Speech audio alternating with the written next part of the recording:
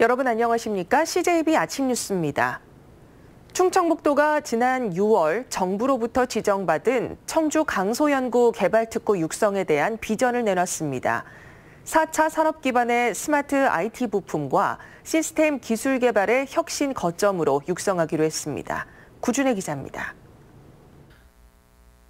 강소연구개발특구의 기능은 연구기관의 성과를 기업과 공유해 산업화하고 지역경제를 발전시키는 겁니다. 청주 강소연구개발특구는 핵심 연구기관인 충북대와 사업화 지구인 오창산단 등을 합쳐 2.2제곱킬로미터에 지정됐습니다.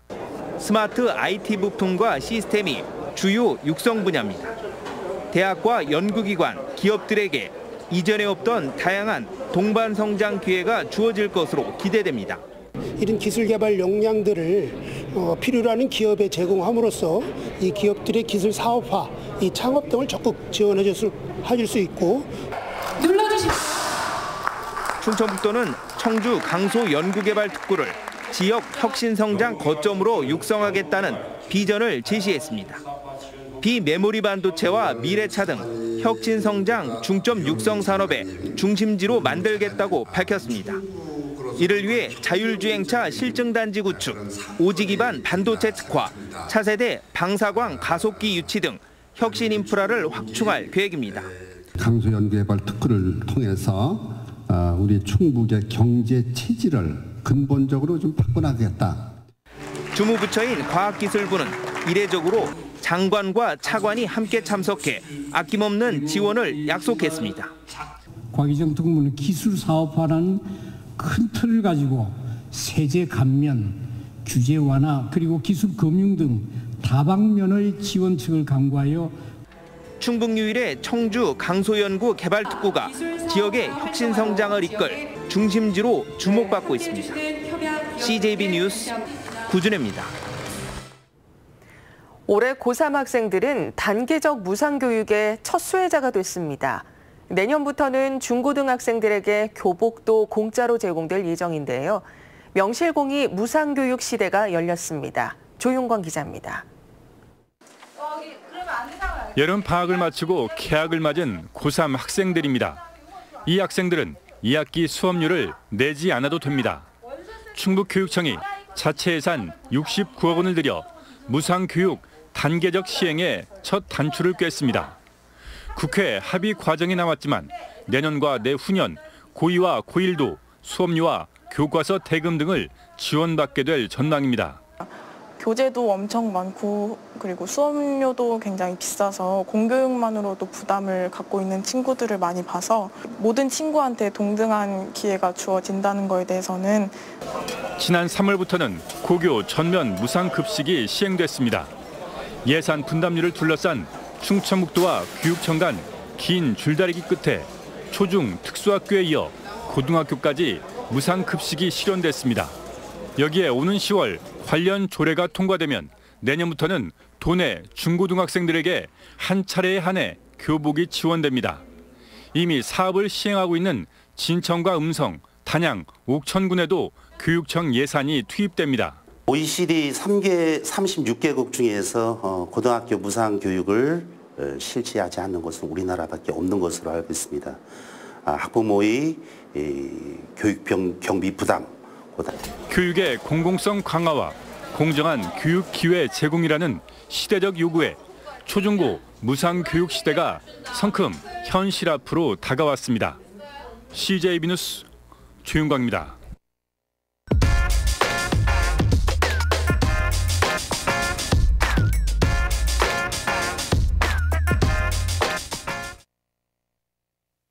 올 2분기 충북의 경제 성적표가 나왔습니다. 충청지방통계청이 발표한 2분기 지역 경제 동향인데요. 상황이 매우 좋진 않습니다. 하나씩 짚어보겠습니다. 먼저 광공업 생산입니다.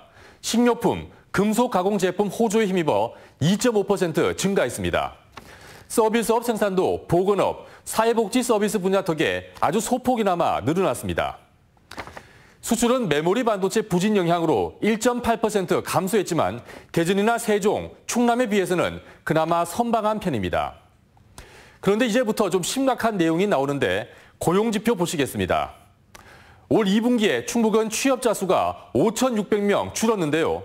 대전, 세종, 충남이 모두 이렇게 증가했는데 충북만 감소했습니다. 반대로 실업자 수는 10,000명 가까이 증가했습니다. 대전, 세종, 충남도 다 늘긴 했지만 충북이 가장 많이 증가한 걸 볼 수가 있습니다. 실물 경기를 나타내는 소매 판매도 2.3% 감소했습니다.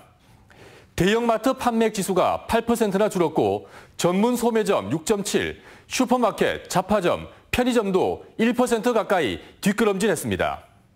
건설 수주액은 거의 반토막이 났습니다. 충북의 2분기 건설 수주액은 8,620억 원으로 41.5%나 감소했습니다. 공종별로 토목은 71%, 건축은 21.4% 줄었고요. 발주자별로는 공공기관 발주가 60.8%나 쪼그라들었습니다. 보신 것처럼 한동안 상승세를 탔던 충북 경제에 심각한 경고음이 울리고 있습니다. 고용과 소비, 건설 등 취약 분야를 중심으로 뭔가 대책이 나와야 할 것 같습니다. 팩트 더하기였습니다. 정부가 용역 노동자들의 정규직 전환을 추진하고 있는 가운데 그렇지 못한 민간 위탁 노동자들이 박탈감을 호소하고 나섰습니다. 용역과 민간 위탁의 개념을 구분짓는 기준 자체도 모호한 상황입니다. 이태형 기자입니다. 정부는 자치단체에 직접 고용돼 있지 않은 환경미화원들을 용역이 아닌 민간 위탁관계로 구분지었습니다. 때문에 청주시 생활폐기물을 수집 운반하는 480여 명의 노동자들 중 200명은 정규직 전환이 무산될 위기에 놓였습니다. 사실적으로 우리가 지금 수행하고 있는 청소 노동자의 일은 생활폐기물 음식물은 공공성의 영역이라고 저는 생각하고 있거든요. 문제는 용역과 민간 위탁의 개념 자체가 모호하다는 겁니다. 청주시는 구역별로 환경미화원들의 인원을 배정하고 인건비를 책정하는 데 관여하고 있습니다. 노동단체는 이는 용역관계와 별반 다르지 않다고 주장합니다. 그들이 하는 일은 사실상 지방자치단체에 소속되어 있는 공무원들이 하는 일과 별반 다르지 않습니다. 전국적으로 비슷한 반발이 잇따르고 있는 상황에서 정부가 이번에는 정규직 전환의 책임을 지방정부로 떠넘겼습니다. 자치단체가 협의기구를 구성해 직접 고용 여부를 정하라는 겁니다. 자치단체별로 민간 위탁 직접 수행에 대한 타당성 검토를 위한 협의회를 구성해서 의견을 수렴한 후에 10월까지 고용노동부에 보고할 그렇게 돼 있습니다. 환경미화원들의 정규직 전환 여부가 불투명해지는 가운데 정부는 오는 12월 자치단체들의 의견을 취합해 최종 결론을 낼 계획입니다. CJB 뉴스 이태현입니다. 칙칙한 잿빛 건물이었던 옛 연초 제조창이 문화 제조창으로 화려하게 변신했습니다. 이제 이 건물 안에 어떤 소프트웨어를 넣을 것인가는 오는 10월에 열리는 청주국제공예 비엔날레에서 확인할 수 있습니다. 홍우표 기자가 다녀왔습니다.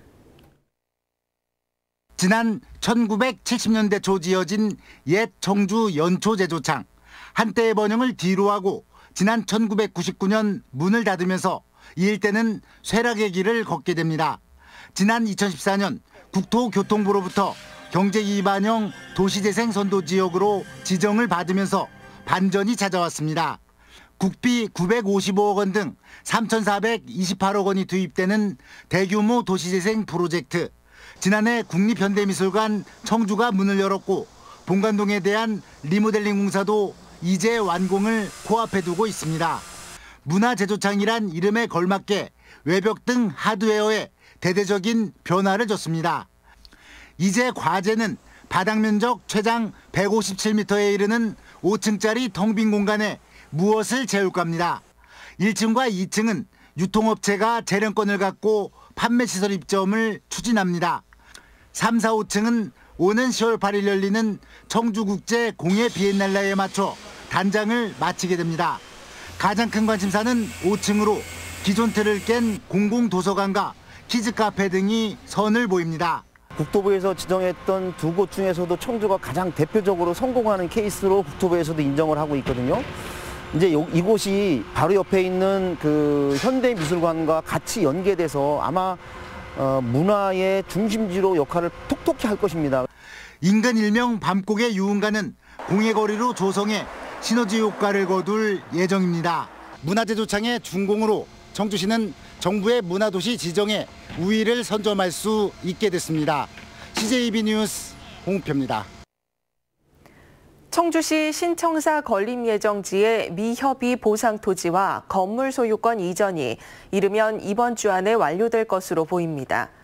청주시는 신청사 예정지 토지 21필지와 지작물 4동 가운데 토지 20필지의 등기 이전을 마쳤다고 밝혔습니다. 한편 청주시는 오는 2025년까지 연면적 4만 9천여 제곱미터 규모의 신청사를 건립할 예정입니다. 청주 시내버스 준공영제 도입의 핵심인 표준 운송 원가를 결정할 회의가 오늘 개최됩니다. 청주시와 운송업체 등이 포함된 대중교통 활성화 추진협의회는 내일 9차 회의를 열고 연료비와 보험료, 적정 이윤 등이 포함된 표준 운송원가 산정 기준을 확정할 예정입니다. 네, 다음 뉴스입니다. 제천시는 한방 음식 약체락을 선보이는 등 내년 맛의 도시 선포를 위해 속도를 내고 있습니다. 이번엔 꼬맥거리를 조성한다고 하는데요. 이 기발한 발상이 관광 활성화로 이어질지 관심이 모아집니다. 장원석 기자입니다. 매년 10만여 명이 찾는 제천국제음악영화제. 먹거리 등이 자리한 별빛 시내 마켓은 발 디딜 틈이 없습니다. 수제 맥주와 꼬치를 곁들인 꼬맥이 관람객들을 사로잡았습니다. 돌아다니면서 이렇게 들고 다니시면서 드실 수도 있고 또 옆에 또 맥주를 같이 또 판매했었거든요. 그래서 이제 맥주랑 같이 꼬치를 해서 많이들 이렇게 드시고 다녔습니다. 제천시가 전국 처음으로 꼬맥 거리를 조성합니다. 정부의 청년상인 도약 지원 사업 공모에 선정돼 오는 10월부터 석 달간 야시장으로 운영합니다. 후보지는 동문시장 등 두세 곳으로 좁혀졌습니다. 20개 먹거리 판매대 운영을 위해 다음 달까지 청년 사업자 모집에 돌입했습니다. 독창적인 메뉴 개발을 갖고 계시든지 아니면은 기능별 자격증을 소지를 하고 있으신 분들한테는 가산점이 부여되지만 이 사업의 주 핵심 요소는 창업을 희망하는 청년 상인들의 의지가 가장 중요합니다. 유명 셰프를 영입해 최고 등급의 맛과 위생을 관리하고 로컬 푸드와 천원 푸드존을 마련해 가심비와 가성비 2마리 토끼를 노립니다. 지역의 상징인 음악 영화와 함께 개그 공연도 펼쳐집니다. 제천시는 관광 투어인 무지개 버스를 꼬막거리에 집중 투입하는 등 접근 편의성도 높일 방침입니다. CJB 뉴스 장원석입니다. 청주시의 택시 운행 대수가 공급 과잉 상태인 것으로 조사됐습니다. 청주시에 발표한 택시 총량 용역 결과에 따르면 청주의 적정 택시 대수는 3,443대지만 현재 운행 중인 택시는 4,142대인 것으로 나타났습니다. 이에 따라 청주시는 내년부터 4년간 택시 운행 대수를 단계별로 감차할 계획입니다. 괴산 고추축제를 대표하는 프로그램인 황금고추를 찾아라가 역대 최대 규모로 치러집니다. 괴산군은 500명이 동시에 들어갈 수 있도록 행사장 크기를 넓혀 총 5차례 진행하고 순금 황금고추와 송이버섯 교환권 등 280점에 달하는 경품을 제공한다고 밝혔습니다. 올해 괴산고추축제는 오는 29일부터 나흘 동안 괴산군청 앞 광장에서 펼쳐집니다. 다음은 오늘 도내에서 열리는 행사를 안내해드립니다. 청주에서는 한국건강관리협회가 마련한 건강을 책임지는 간편한 방법 건강교육이 오후 4시 복명동 한국건강관리협회에서 열립니다. 한국병원이 마련한 한여름밤의 힐링 콘서트 8월 열린 음악회가 신관입구 분수광장에서 오후 5시 30분에 열립니다. 충주에서는 무예 마스터십 성공기원 한여름밤의 음악회가 오후 7시 30분 문화회관에서 열립니다. 증평에서는 북적북적 작은 영화관 탐정 리턴즈 상영이 오후 7시 국립도서관에서 있습니다. 끝으로 날씨입니다. 충북지방 오늘 대체로 흐리고 가끔 비가 내리겠습니다. 오늘 도내에 예상되는 비의 양은 10에서 50mm 안팎입니다. 낮 최고 기온은 청주, 충주 30도 등 29도에서 30도로 어제와 비슷하거나 조금 낮겠습니다. 오늘 비가 오는 중남부 지역을 중심으로 시간당 20mm 이상의 강한 비가 내리는 곳도 있겠으니 피해 없도록 유의하시기 바랍니다. 이상으로 CJB 아침 뉴스를 마칩니다. 고맙습니다.